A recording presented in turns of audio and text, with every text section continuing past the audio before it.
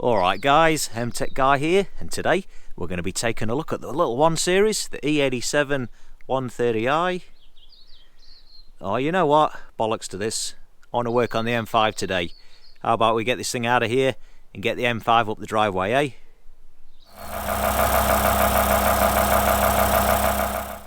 Alright, so here we go, back on the M5, and I'm sure there's a lot of you M5 guys out there thinking to yourselves, thank goodness for that. Thank goodness we've got some repairs going on the M5 now instead of that bloody 1 Series. And I know, listen, I get it guys, but anyway, we're going to take a look at a few little jobs on the M5 today. Bit of catch-up work. I've deferred the maintenance on this a little bit now, nothing major, just routine maintenance. Yeah, so since I bought the 1 Series, I've been so busy just getting a lot of bits and pieces sorted on that, and to be honest with you, I don't get a great deal of time to work on the cars, like I work full time. Normally busy with the wife and kids at the weekend, so I usually get up super early on a Saturday morning and get out here. It's usually freezing, it's usually damp, I'm working outside on the cars here, but you know what, I love it. And then of course I've got the filming on top of that, so whatever job I am doing on the car, it normally takes at least 3 times longer, trying to get the right shots, trying to get the sound right and everything. But I love it. I love putting these videos together for you guys, sharing what I'm up to, and I love working on these cars, especially this one. And you know what, I'm always hearing it that a lot of people are scared of these cars, you know, the technology, the complexity of the engine and the gearbox, but you know what, I'm absolutely fascinated when I work on this car. I'm just astounded by the amount of engineering that's gone into these engines and the gearbox especially. It's absolutely fascinating, and I love it. So I haven't done much on this car lately, and like I say, just got a few service items to catch up on. Now, I don't usually like deferring the maintenance like this, but I haven't really driven this car a great deal. The Ks haven't really gone up, so yeah, it doesn't really matter. I'll catch up in it all today, but you know what, I really need to drive this car more. I love driving it, I love working on it.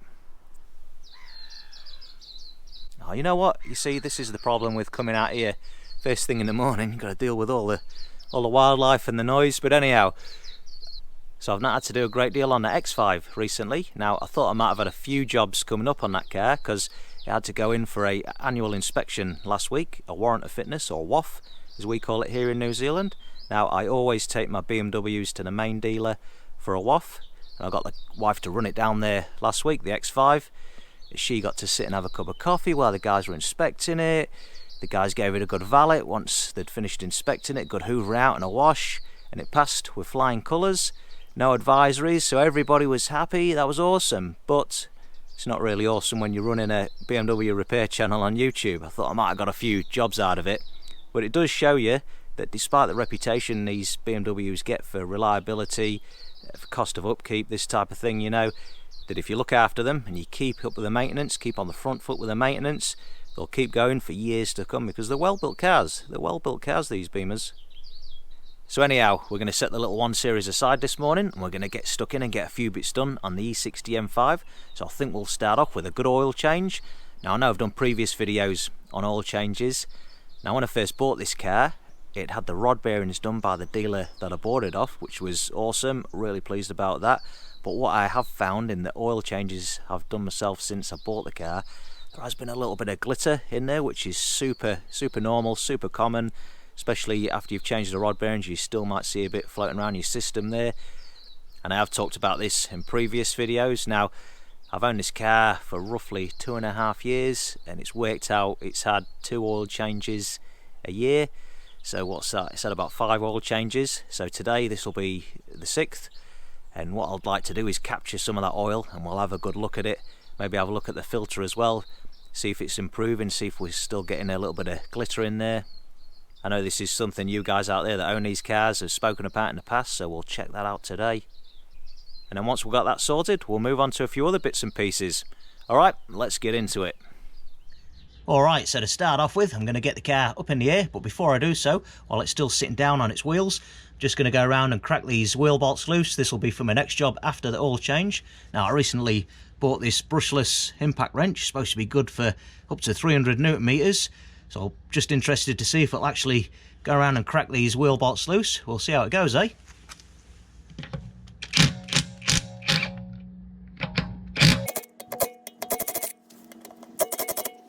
Oh, well, that did the job nicely.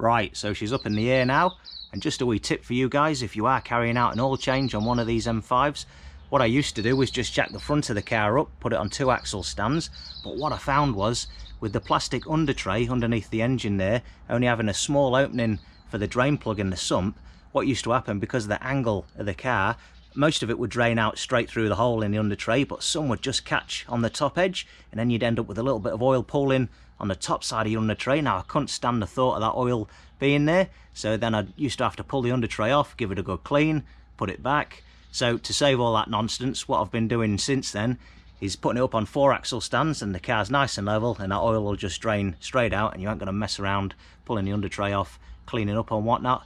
And also you can see I've got this axle stand extended a little bit further than the front one. That's just to compensate for the angle of my driveway. It slopes slightly, and I've found that you've got to have the car pretty damn level to get an accurate oil reading.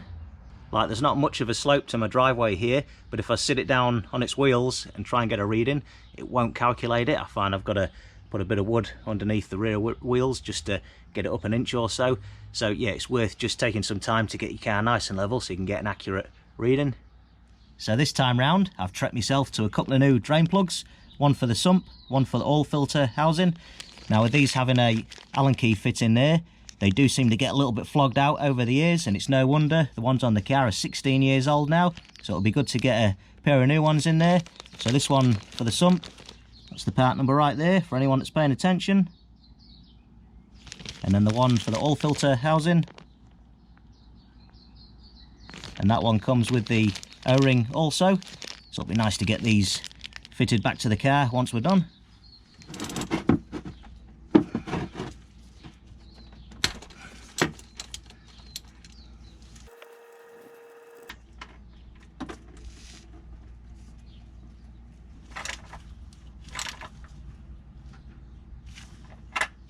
Alright, so now that I've got the bulk of the oil drained out of the engine, I'll move on to the oil filter housing next.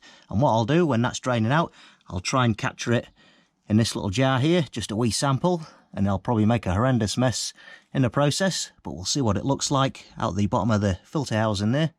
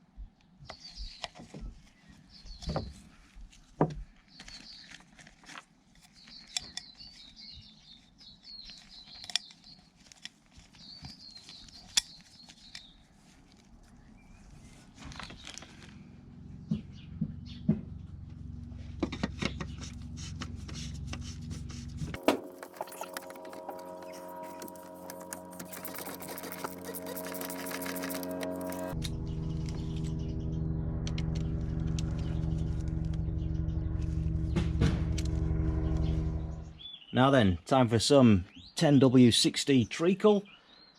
And if you're not using this stuff, then you ain't doing it right. And now I've said that, I'll just wait for the comment section to blow up.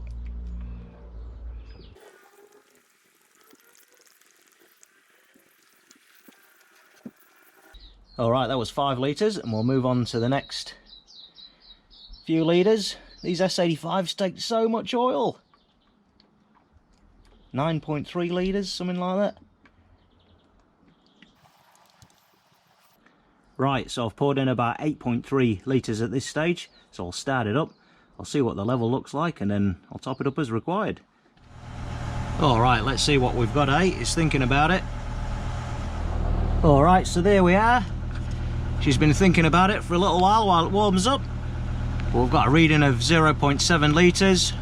So if I stick in another 0.3, we should be all good to go.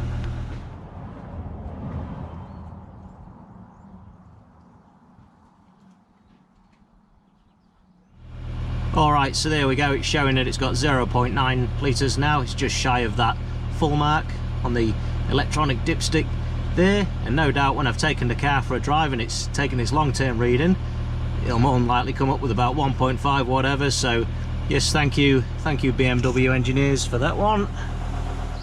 So here we have the drain pan full of the old oil.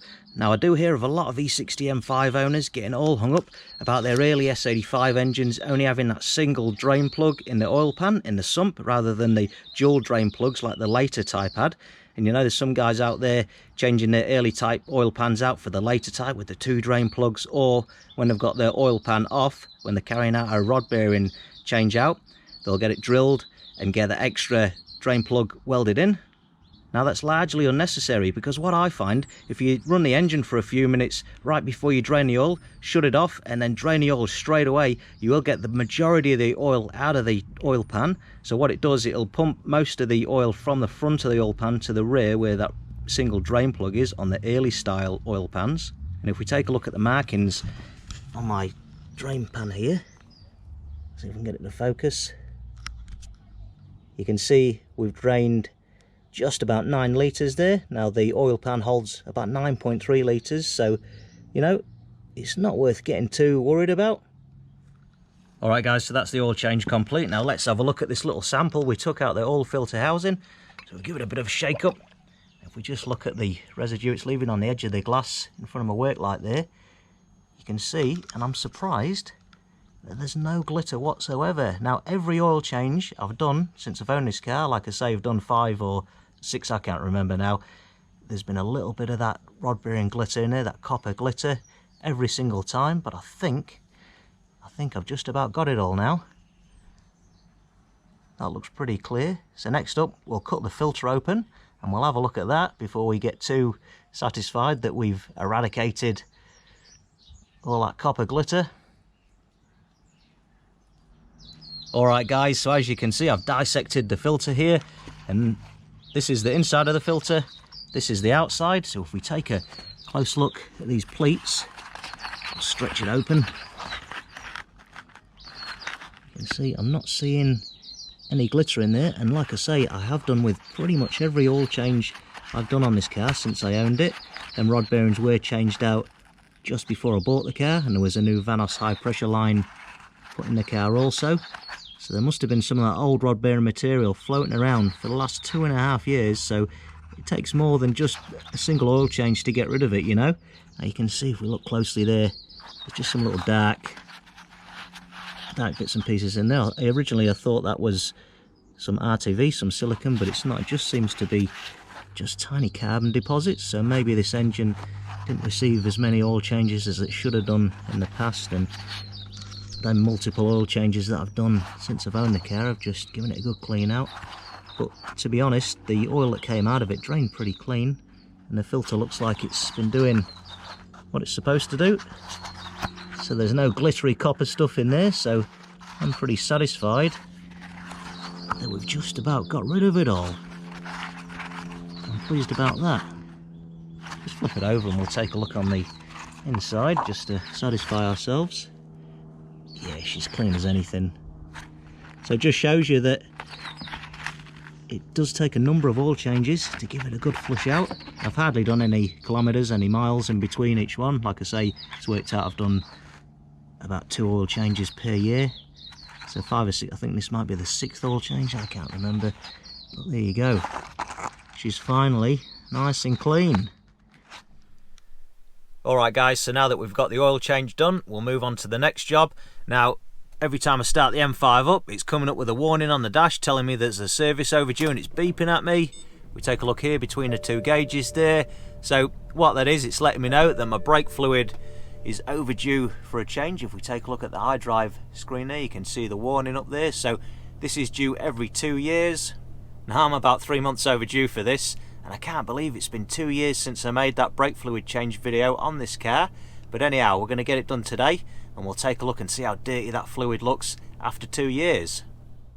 Alright, so now we need to gain access to the brake reservoir, so we've got this little lot to remove.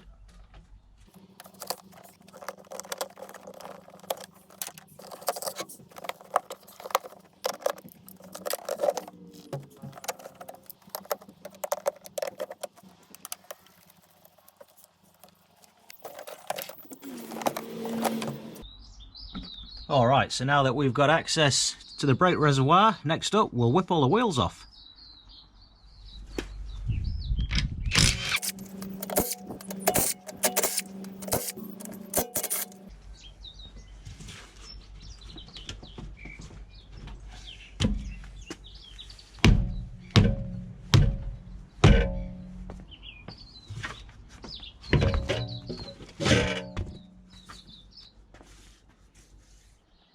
You gotta love the rear wheels on the M5s, eh?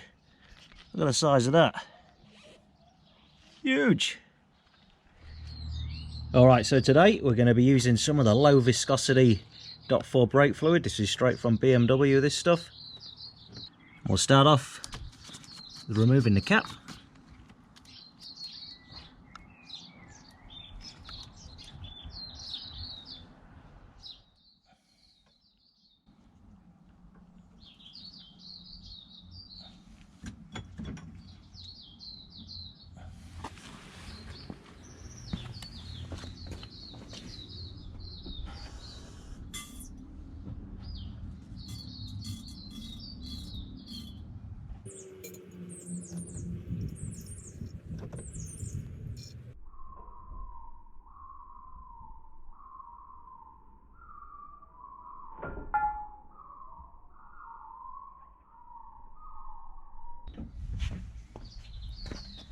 Ah, you motherfucker.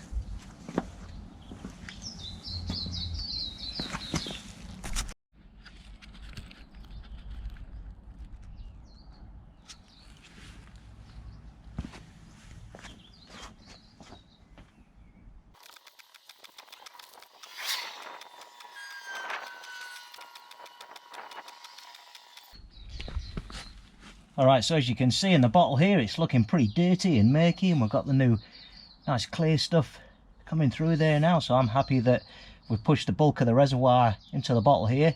We've got the fresh stuff coming through, so next up I'll move on to the left rear. Now I normally don't bother to suck all the old stuff out of the reservoir, messing around with turkey basters and this, that and the other thing. I'll just push it right the way through the system until the new stuff comes through, and then she's all good to go. Alright guys, we've got it hooked up to the left rear now, and as you can see, I've got my one-man brake bleeding kit. Now I love these things. I've got a Mighty Vac as well, but I just bloody hate the thing, eh? I hate the thing. The only thing with this is, when I first come to use it each time, sometime, as you've probably seen on the other side, sometimes this likes to separate. I've got an extra zip tie on there now. Cause big mess to clean up, but once it gets flowing through, I think it's just the little ball bearing and the non-return valve at the end there just needs lubricating. So once you get going, it seems alright, but that first time round it does seem stiff and it likes to blow apart. But apart from that, they're not a bad little bit of kit. And what do you reckon? That's enough for that one.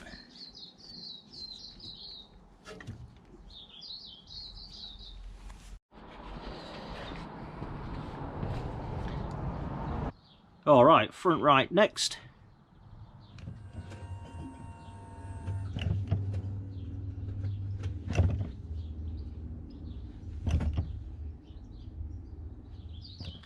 Still looking pretty dark. I think she wants a few more pumps.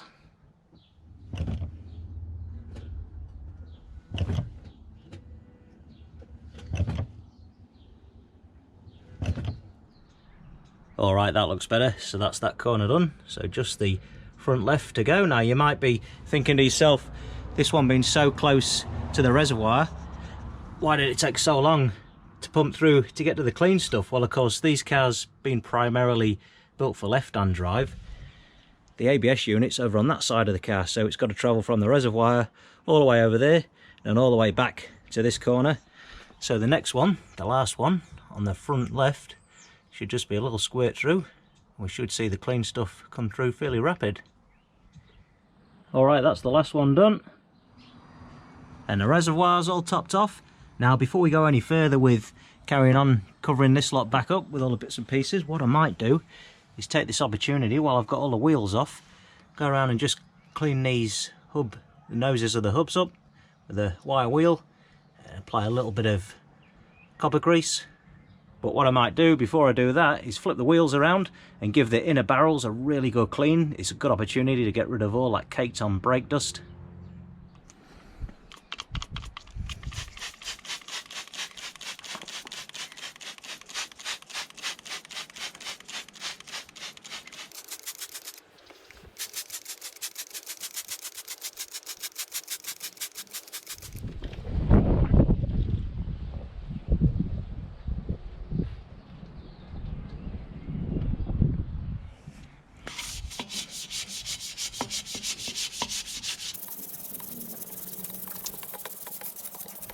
Well, they look a little bit better. They haven't come up perfect, but they're a lot better than what they did look like. I think it's going to take a little bit more than the Maguire's wheel cleaner to get all that crap off, but yeah, that'll do for now. Much better. Now I think it's worth doing the front side while we're at it, because I hate using this stuff while the wheels are on the car. This stuff that attacks all the iron, all the brake dust, because what I found is that my calipers go all dull, and I was pretty gutted about that. I might have to polish them up another day, and also it turned all my brake discs rusty as well, so I can't imagine what that's doing to all the caliper hardware as well. So as far as it goes with this stuff, I prefer to do it with the wheels off the car, and then I just use a normal acid wheel cleaner when I'm giving the car a regular wash.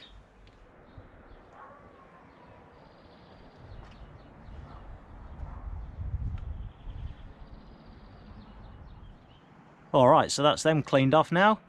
Lovely. And while they're drying off, I'll jump back in the engine bay, start piecing things back together.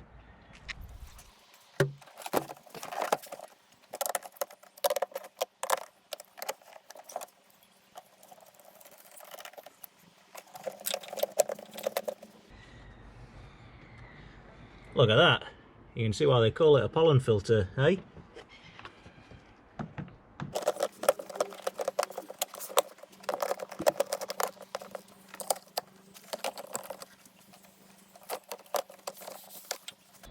Okay, so we're finished under here now.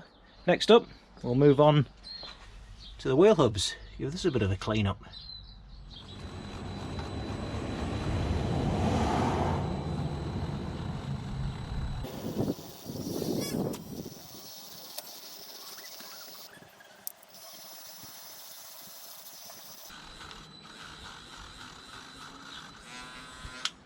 Oh well, they're looking a lot nicer now, so we'll get a bit of anti-seize on there before we bolt the wheels back on. There we go, just like that. So now we're ready to chuck the wheels back on the car and drop it back down onto the ground, but before we do so, I'm going to put some of this in the petrol tank, give the old engine squirters a good flush out. Now I've been using this pretty much every 6 months, but I've been hearing stories from some of my viewers on how they've hydrolocked their engine with injectors getting stuck open, so that's primarily the main reason I've been using this so frequently, just to keep them nice and clean. But to be honest, with the car being, what, 16 years old now, I think it might be time to preventatively change out the injectors, so maybe that's something for a future video. But anyhow, just chuck some of this in the tank. Get that down your throat.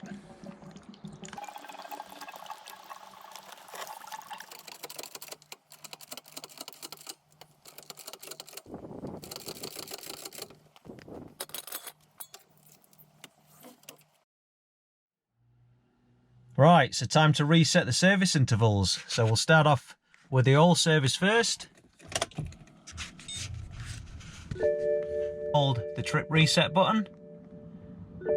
Once we see the service icon come up between the gauges there, we're going to let go, and then we're going to press it repeatedly until we see the icon for the oil service, which is the little oil can there. Press and hold that trip reset button again. When it comes up with reset, let go, press and hold it again. You'll see it's doing its thing there. 25,000, there we go, done. And then next up, we'll take a look at the one for the brake fluid.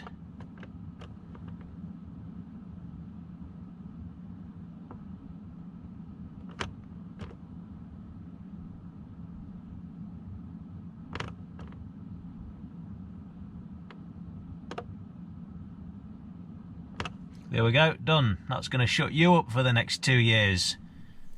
Alright guys, so there we have it. That's them little bits and pieces sorted, and it was great to be able to spend a bit of time working on the M5 today. I love it. I love working on the M5. And thanks to you guys for coming along with me today, checking out the video.